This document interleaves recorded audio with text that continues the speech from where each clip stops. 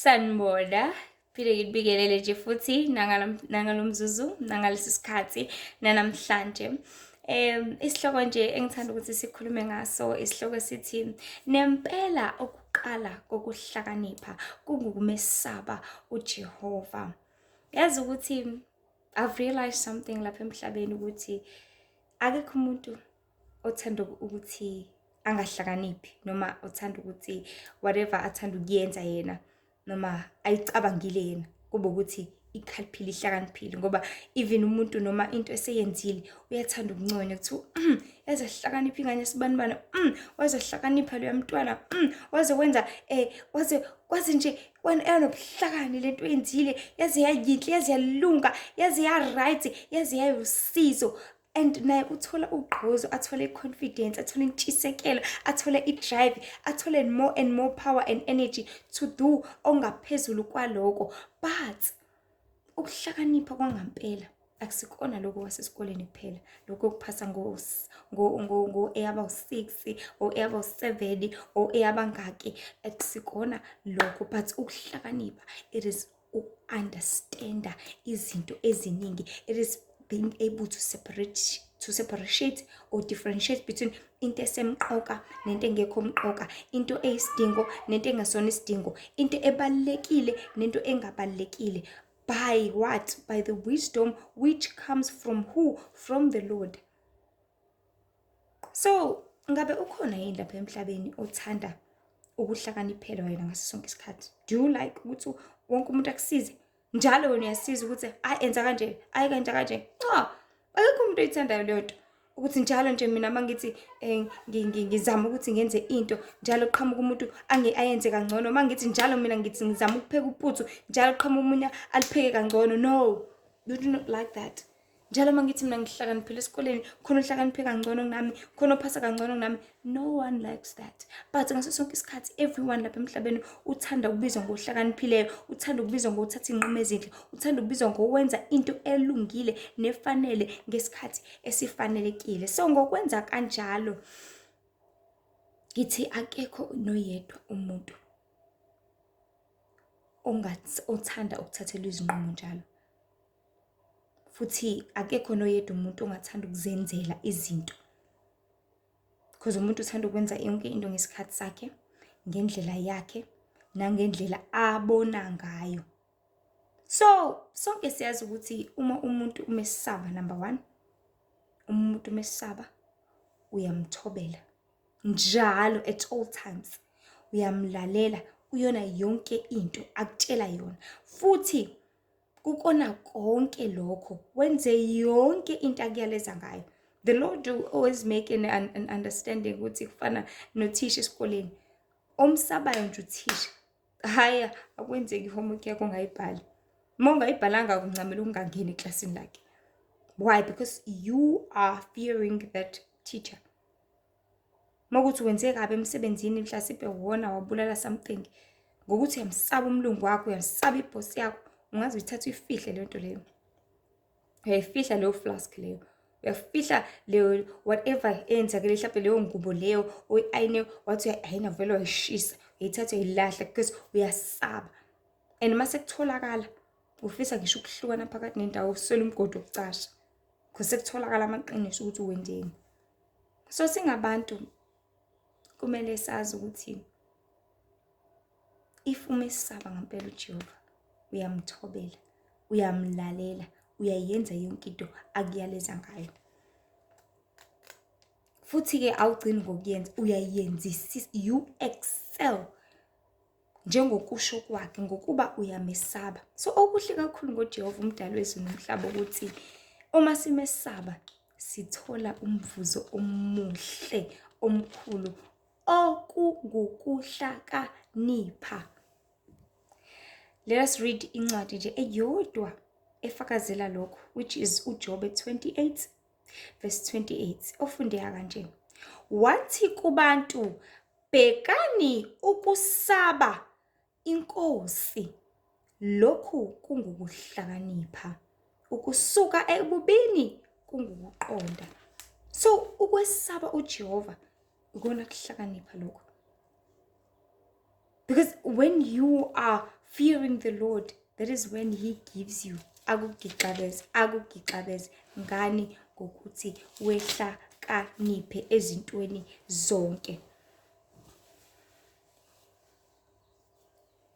Which is what? Which is into ethandwa yibona wonke umuntu. Ayikho umuntu ongakuthanda ukuhlakanipha kithi, ayikho umuntu ongakuthanda ukuqonda kithi, ayikho umuntu ongakuthanda ukwenza kahle ngithi, ayikho umuntu ongathanda ukunconywa ngithi, ayikho umuntu ongathanda zonke izinto ezizomnikeza lelo gqozi lokuthi wow wazenza kahle nokuthi kuthiwa wow kwenziwe ubani lokho, wow ave hlakaniphile, you know, we all like that. So if usikuthanda ngempela ukuhlakanipha, asesabeni uJehova uzosinikeza lo kuhlakanipha. Asesabeni uJehova uzosinika. So akekho umuntu othanda ukubizwa ngesilima noma isidomu, kodwa sonke siyathanda sithiwe singabahlakaniphileyo, whether ngezinqumo esizithathayo, whether izenzo zethu, because isinqumo osithathayo, you always think ukuthi okay, I'm taking this decision to use this kind of money ngalesi sikhathi nangale ndlela. Mele kube ukukhalipha ngaleso sikhathi ukuthi okay, yazi usebenzisa imali yakhe noma kuyokugcina kodwa uyisebenzisela into esile. Noma kuyimali yakho umholo wakhe wonke kodwa uvele wathenga ifridge ngoba abana fridge kubi, you know, utshengise ukuhlakanipha. Uvele wathatha yonke imali ade share labazali bakhe bashona, wavele wathatha wakho umuzi noma wakho imqasho noma, you know, utshengise ukuhlakanipha. Isinqumo osithathile, izenzo, yonke into oyenzayo utshengise ukuthi uhlakaniphile. Ngalesi sikhathi mobona ukuthi okay leshisa ilanga angiphuthume ngiwashe ngoba lizoshona manje.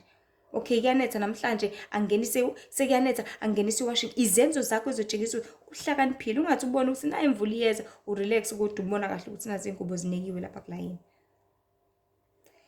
So okunye amazwi esiwakhipha ngezindebe zethu, you know, whatever you say shows ukuthi uhlakaniphile noma cha. Whatever ozoyikhipha ngaleso sikhathi iyona ezorepresenta ukuthi uhlakaniphe kangakanani, ujula kangakanani, ucubungula kangakanani. Nokuningi okukhona ngaphathi komthunzi welanga. So yazi ukuthi uma wazana noJehova, this is such good news. Eve ekwenzela izinto zibe lula ngendlela esimanga. Yazi it's like uthisha ofundisa isifundo thizeni esinzima like science. Uma umhlonipha, umesaba, umnikeza indawo yakhe, you give that teacher indawo yakhe, umlalela njalo, uhlezi unogqozi une-interest njalo ngesifundo sakhe, ungalingi awulove iklasini lakho uya-attenda ngisho kuthi ufunda ama-weekend ukukhona yonke into okuyeleza ngayo uyayenza, umnikeza indawo yakhe. Then the teacher engaze akunikeze yonke into oyifunayo extra. Angakunikeza extra lessons okufisa kwakho, ingakunikeza yonke into okunqanela kwakho, yonke into uyakusiza kanye nokulangazelela kwakho, because it only depends ekuthenini ulwa kangakanani futhi umesaba kangakanani loyo teacher. And the teacher gives you the attention. Uyakunaka ngaso sonke isikhathi mebona ukuthi yazi unendaba nesifundo sami, yazi ave right. Wena ngoba uhlezi uyibhala homework, wena ngoba uhlezi ama-assignment wasubmita early, wena ngoba uhlezi you go overboard, wena ngoba uhlezi ubuza, wena ngoba uhlezi u-attenda. So nayo indaba-ke bantu bakaNkulunkulu, mele uhlezi u-attenda enkonzweni ukuze uNkulunkulu abone ukuthi userious ngendaba zaNkulunkulu.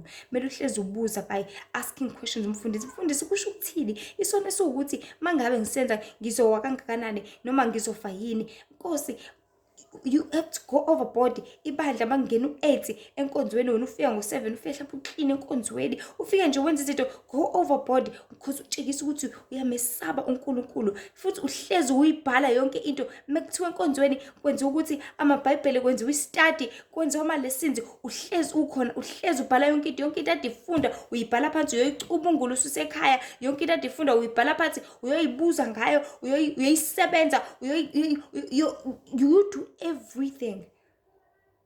If you submit enkonzweni, you submit everything earlier.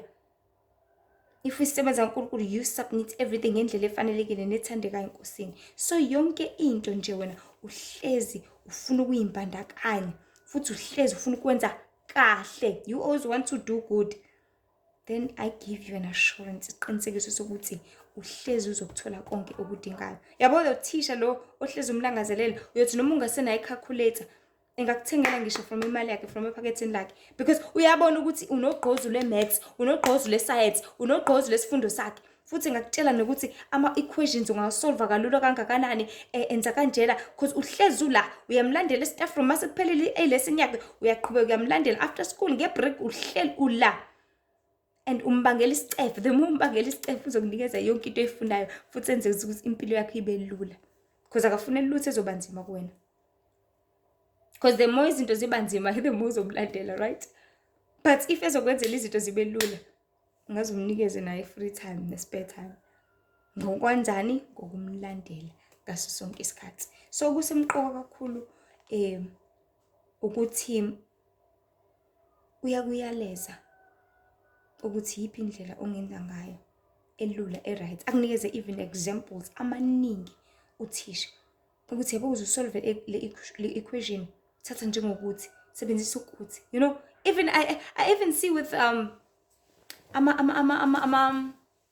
when it comes to othisha, lapho uthisha uzomqasha ukuthi azokusizela umntwana wakho, abeve labo othisha besebenzisa ama-examples, abeve bezama ukuyenza into ibe lula, because thola ukuthi ingane esikoleni mhlawumbe ayisheshe ukubamba izinto, but if uzoyiqashela uthisha thizeni ozoyifundisa extra, ozoyifundisa eceleni, ayive esiza ngayo yonke into, azayichazele, thatha nje njengokuthi nje like hakini ukuthi thatha njengokuthi, you know, wenza yonke into ukuze ibe lula, because esikoleni mhlawumbe uthisha ukwazi nje ukuthi explain yonke into by the book, but lo uzoyichazela deep within, uzoyichazela ngama-life examples, ngezinto ezokwazi ukuthi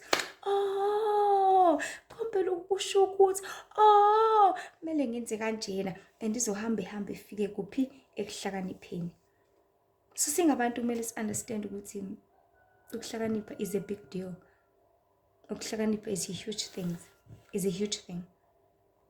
Futhi ugcina usuphasile. Now uJehova akaze asigodlela lutho. In fact, uhlezi esinikeza ithuba lokuthi size kuye khona ezosipha ukuhlakanipha esikudingayo. Remember Nkosi Solomon wakucela just one thing, wathi ngicela ukuhlakanipha.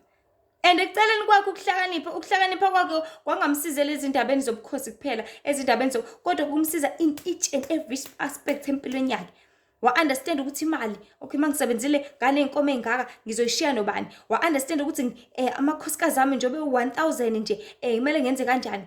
So amakhosikazi awu700 izancinci zo 300, which means it's 1000 all of them. Ekwazi ukuba manager bonke. Wakwazi ukuhlakanipha in relationship, in money, in marriages. Wakwazi ukuhlakanipha in daily, ekwazi ukusolvela abantu inkinga beza kuyena ethi umuntu silale nengane la, ngalala nengane yami nalo walala nengane yakhe, ebese lo eyakhe ingane wayipitchize ebusuku wavuka isifile, kwathatha ingane kwase kuthiwa wathatha yami ingane wathi eyakhe, senze njani? Wacubungula uSolomon, yazini hlukaniseni phakathi nendawo. Washo kuqala lo ngayona yakho wathi asihlukanise phakathi nendawo, kwabonakala ukuthi wena ongayona yakho, thatha ingane ubuyisele umnikazi wayo. Simple, by what? I-wisdom nokuhlakanipha, being smart in things ezenzakala empilweni.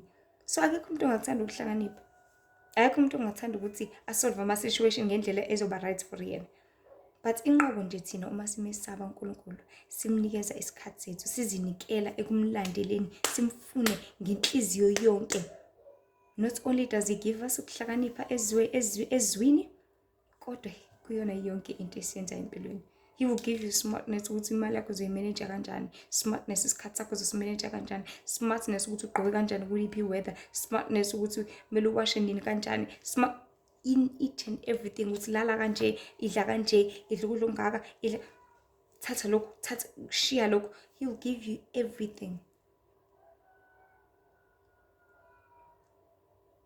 The kind of things to watch that. Ungakubuki lokhu kuzokungcolisa. Ungakuthinti lokhu, kuthinte lokhu, because in the realms of the spirit yonke into iyabonakala, it is visible. See, with people, yabo labantu abababoni kuthiwa umuntu oyisiya, they can see ukuthi uhamba ubelethe isilwane. Ngithi those people thola ukuthi uhamba endleleni nje akwazi ukubona ukuthi ubelethe isilwane, leso ongasiboni wena. Kufana nale advert le elokhu njani, I think yakwa Lifebuoy if not Dettol. Angithi ukubona ukuthi kusuke kunama-germs kodwa awabonakali mhlawumbe ingane uma iphuma kodlala. But uma sebebeka lento leyana it's like a mirror or a scan nani nani, bese kuyavela ukuthi hawu kanti kunama-bacteria kunokungcola okungaka. So kufana nento ekanjalo-ke ukuthi thina kunezinto ezikhona lapha empilweni esingayiboni, but in the realm of the spirits they can see all those things. uNkulunkulu uyazibona zonke lezi zinto like esiya ebona izinto engayiboni. So it's all important ukuthi whatever we cannot spot with the naked eye, sicela ukuhlakanipha okuvela kuNkulunkulu ukuthi asiqhelise kona konke, because you cannot see ukuthi lapha ngiyakhona kukanje kanje kanje. Ngonxa ukuthi yena uyabona, yena kunikeza ukuhlakanipha ukuthi hamba ngala, use this lane, enza lokuthi ungakwenzi lokuthi, by ukuhlakanipha okuvela ekhaya ezulwini, okuvela ngokumesaba uJehova. So there are many spells akhona emhlabeni, nemithi engabonakali in the physical kodwa komoya abonakala. Only uJehova umenzi wezulu nomhlaba can help you with a wisdom of being able to see all these things, njengoba babusisa inkosi Solomon ngolwazi lokuqonda izinto eziningi. So ukwesaba uJehova kuyakukhaliphisa ezintweni zonke, kukuqondise endleleni, kukusize ezinqunweni nasekwenzeni kwakho, kodwa uzodinga ukumesaba, uzodinga ukumthobela, uzodinga ukumlalela, uzodinga ukwenza intando yakhe. Let us read nje incwadi yeZaga, iZaga 6, izindlela zobuwula.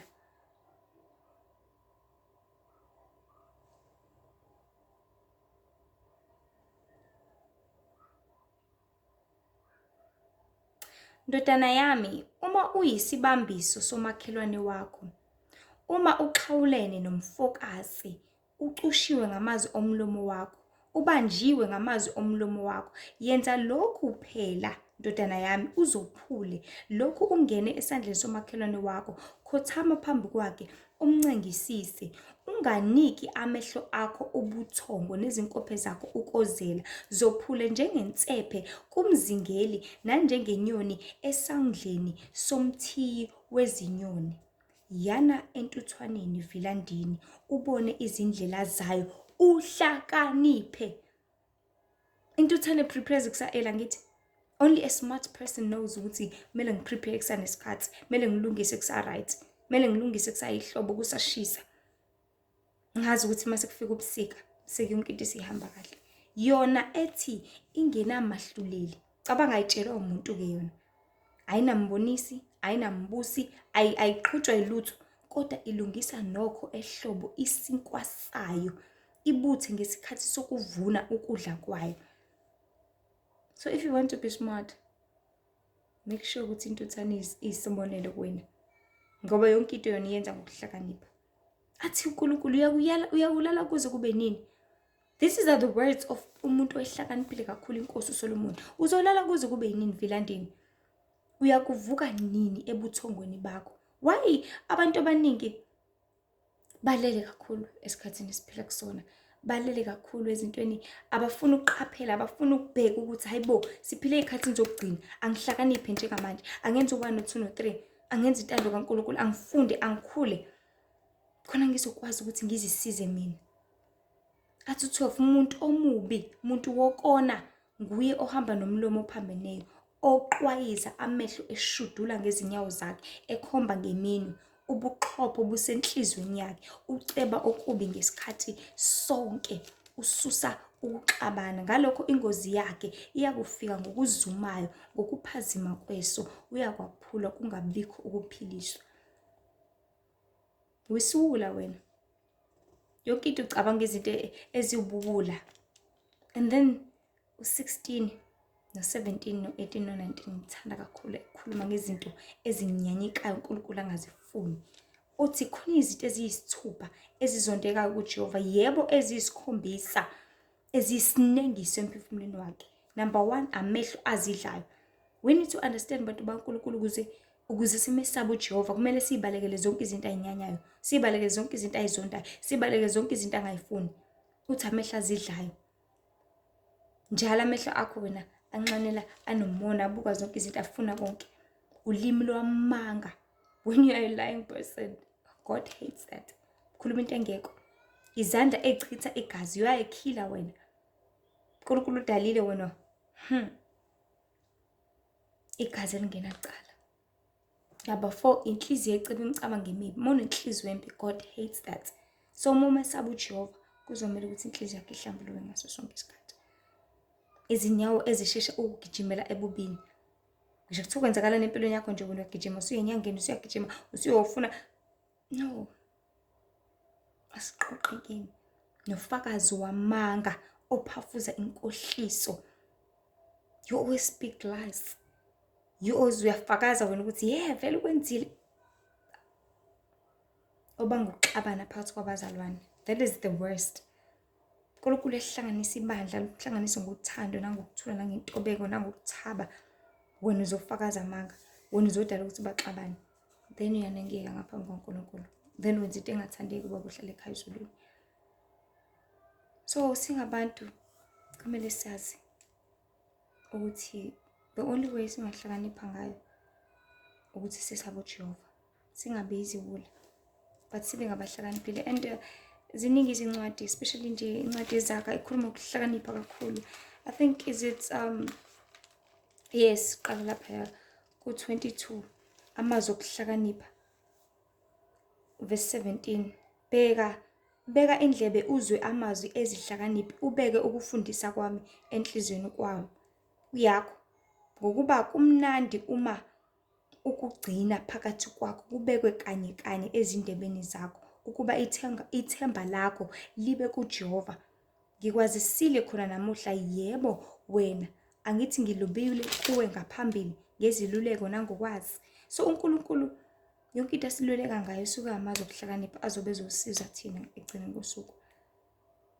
Just read incwadi nje eZakha khona uzobona ukuthi ukuhlakanipha kukhulu kangakanani.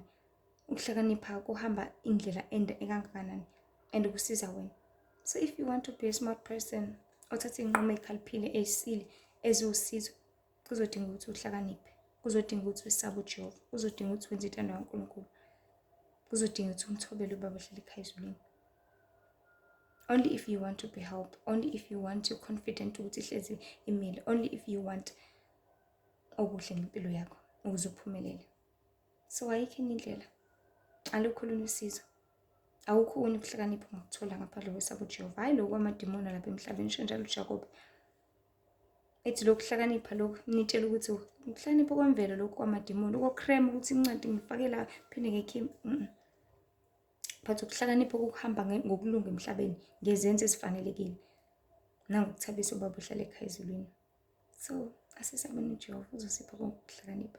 Singazitshela ukuthi sihlakaniphile thina ngoba siziwula uma singamesaba uJehova. Nkosi nje benami imbusise kakhulu lawo amazwi nje emfishane ukuthi uqala ukuhlakanipha uma esaba uJehova, uqonda, so that you can understand everything lapha emhlabeni. Kuzomela ukuthi udede kubini and uNkulunkulu kuphela ngokupha konke lokho. Ngenkazimulo yakhe ngamandla akhe nangokusibekelwa nguye. Ngokunxusa umoya kaNkulunkulu ukuthi uhlale kuwena. Ngoba iwona kuphela umoya wokuhlakanipha, umoya wokuqinisa, umoya wosizo, umoya ongakusiza ezintweni zonke empilweni yakho yonke. Nkosi nje ibe nani, ningakhohlwa ukuthi uNkulunkulu uyasizonda isono, uNkulunkulu uyabuthanda ubungcwele.